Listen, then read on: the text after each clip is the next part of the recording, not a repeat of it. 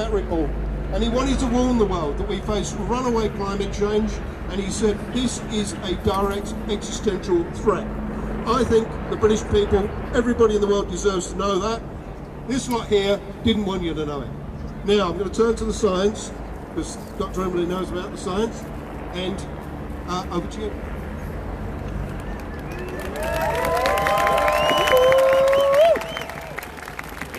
Good evening, everyone. I'm Dr. Emily Grossman, and I'm here representing having signal problems, guys. Sorry about that. Sometimes if you turn your camera, I first came along to Extinction Rebellion in April. Hoping we can get better signal, guys. Sorry about that. I came along as an interested spectator. I came along to support my partner Kimway, who was leading some of the samba bands, which I'm sure you will agree are absolutely amazing. You've heard some of the best stuff. And I came along to the rebellion as someone who spent my whole life immersed in seeking the truth. As a scientist, that has been my whole reason to live, is to find the truth. And as a science communicator, which is what I do now, my mission is to speak that truth to the public, to find a way to communicate science in a way that people can understand it, that it's clear, and that the truth can then be acted upon. Now, in my work as a science broadcaster, as a writer, as an educator, I prided myself as someone who knows a lot about the science of the major issues that are going on this planet.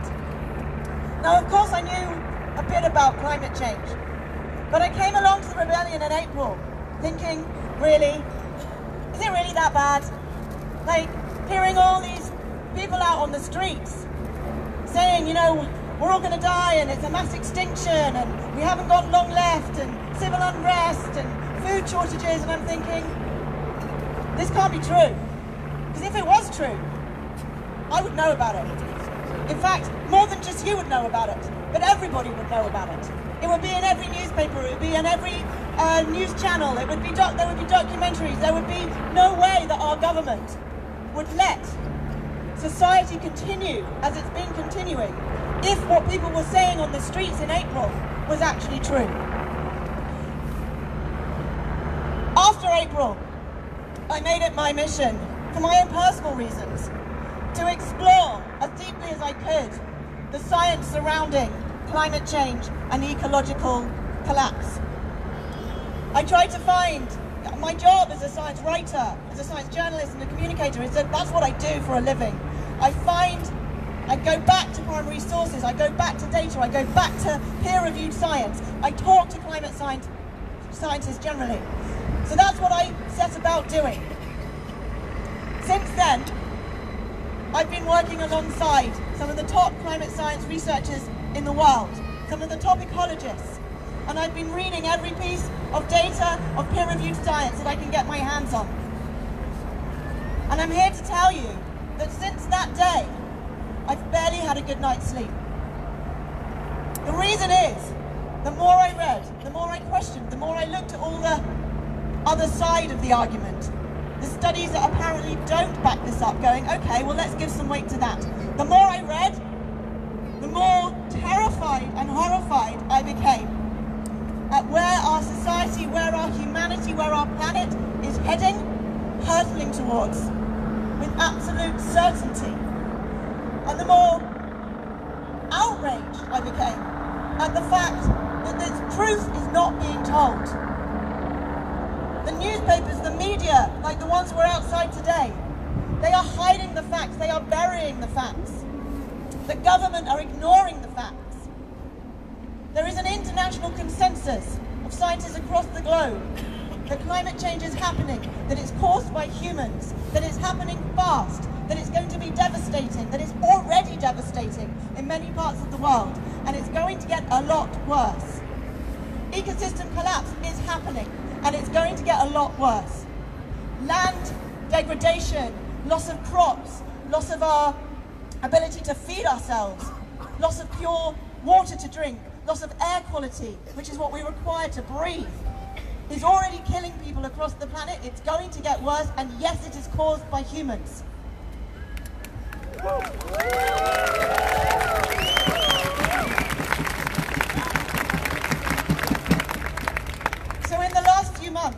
myself and a load of other brave scientists who are now called Scientists for Extinction Rebellion, we've been coming together, we've been verifying the science, we've been making sure that the words that are put out by Extinction Rebellion are verified, are backed up by peer-reviewed science. We've been preparing arguments how to rebut the claims that say, oh, but we've been warmer before. Oh, but there's been higher carbon dioxide before. Oh, but this, that, and the other. It's all straw man arguments. They don't stand up to peer-reviewed science. They are not true.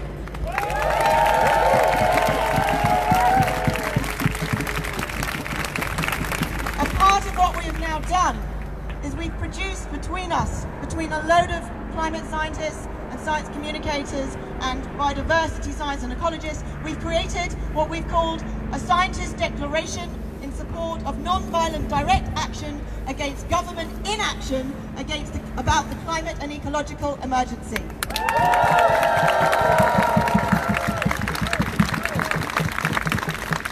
This declaration has been circulated over social media. We read it out publicly as a group for the first time in a demonstration outside the Science Museum on Saturday. We read it out in the banking district on Monday, where 8 of us lay down in the road and refused to move until the police picked us up.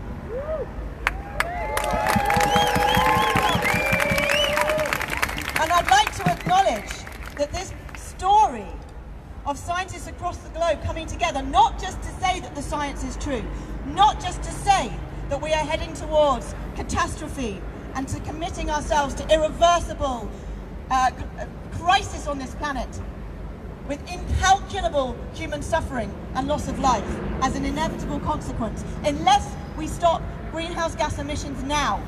But we lay down in the road not just to say that, but to say that as scientists who have dedicated our lives to seeking truth, dedicated our lives to understanding the world, to making sense of the world, and we have been assured that if we stay unemotional, if we stay impartial, if we simply report the facts, we have been assured that we will be listened to and that appropriate action will be taken. We have been lied to. This has not happened. The public have not been told because the media have not communicated it, and the government have not listened to our warnings. We have been warning as a scientific community about the emergency that is unfolding, that we're almost too late to stop. We have been warning about this for 40 years, and no government action has come anywhere close to addressing this. We have 8 years left before we use up the carbon budget, before we commit ourselves to warming that goes above 1.5 degrees or 2 degrees, which will be catastrophic for our planet. And scientists are now saying, these are people, scientists are human beings who generally are not like me. They don't like to stand up and talk in front of people. I don't like to, but I'm happy to. Most scientists won't. Most scientists want to sit doing their research, doing this amazing work that they do. They don't want to be out on the streets. They don't want to be campaigning. They don't want to be speaking to the press. They don't want to be being interviewed. They don't want to be putting their names to things, because we've been promised that if we remain impartial, we will be listened to. They don't want to be pushy. They don't want to shout about things because we've been told not to. But now these scientists are coming together and saying we have nothing left to do. And as human beings, we have a moral obligation as humans to now do something beyond telling the truth. We now have to take action to make sure that that truth is heard, and to make sure that it is acted upon and implemented.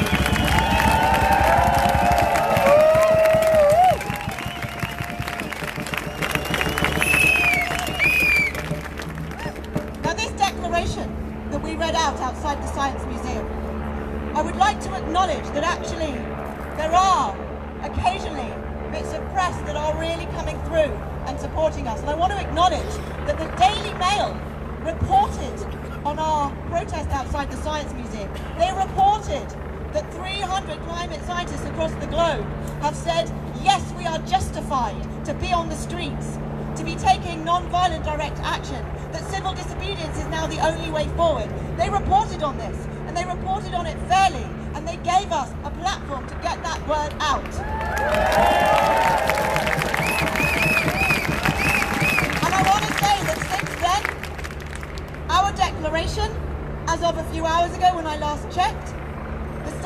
crashed because it's so busy, and we are on more than 1,000 signatures.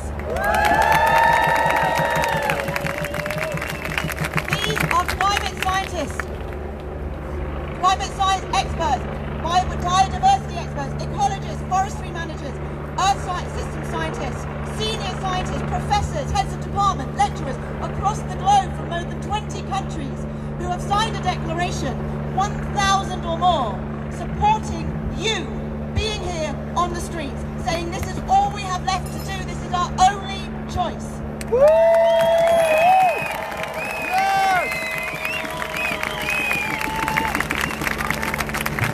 So I want to say two last things. One is, the press can help us. They do help us occasionally, but we need more. We need them to tell the truth. We need them to not frame this as a debate. There is no debate. We're way past that. We need them to tell everyone the truth about what's going on, to act as if the truth were real, because it is real.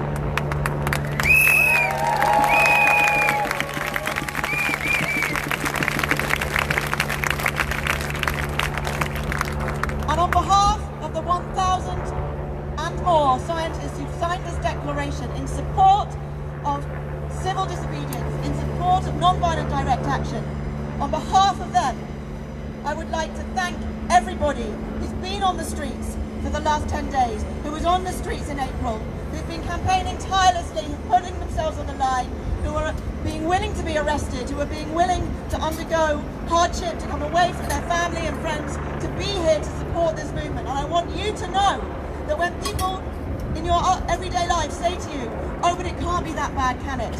Why are you doing this? Oh, but we've been warmer before. Oh, but it's not going to impact us. Oh, it's not our problem because we only release 1.5% of global carbon. By the way, that is not true.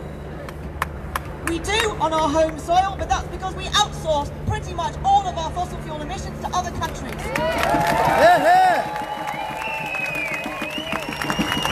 We import our food, our manufacturing, our clothes from other countries that are then blamed for our greenhouse gas emissions. We invest in the City of London. 15% of the global investments in fossil fuels come from the City of London. Think how small we are compared to the rest of the world. 15% of the world's investments come from the City of London. In the last 5 years, the UK has invested £2.5 billion in overseas fossil fuel subsidies in low and middle income countries. And we have the goal to say, oh, but we're only producing 1.5%. That's because we're outsourcing the whole lot.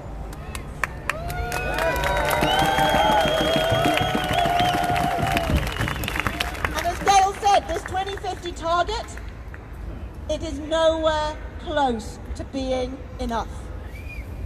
Firstly, the government are not putting the plans in place to meet it anyway. They say they are, but an internal review went in, the Committee of Climate Change, they went into the government in July, and they looked at the measures that were being put in place to bring down greenhouse gas emissions.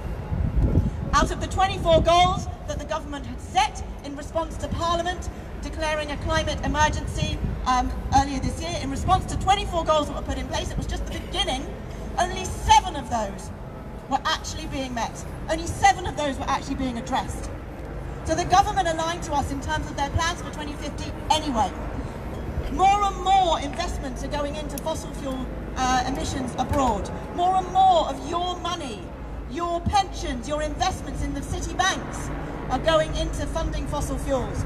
We've just opened 2 new gas-powered turbines in the Drax power station to produce even more greenhouse gas emissions.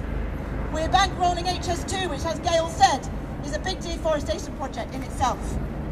As Gail said, all of this represents a crime against humanity. Yes!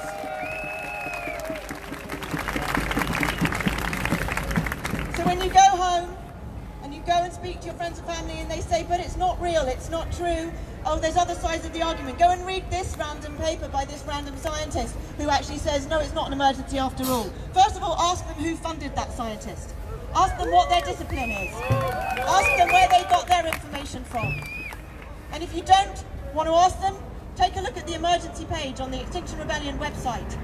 Take a look at some of the reports from NASA them to follow Scientists for Extinction Rebellion, to ask us, to follow me, Dr. Emily Grossman. I can point them towards the right people, but fundamentally the bottom line is every straw man argument that has been put as to why we shouldn't be doing this protest, why it's not as bad as people think, why actually we're doing as much as we can, we should be protesting in China. Well, yeah, we should as well, but we still should be doing a lot more here. And every argument that's put to you, take it from me as a representative of the climate scientists across the world, 99% consensus from climate scientists across the world that actually it is as bad as all that, and that every argument that has been pulled apart now by climate scientists as to why it's not is not true.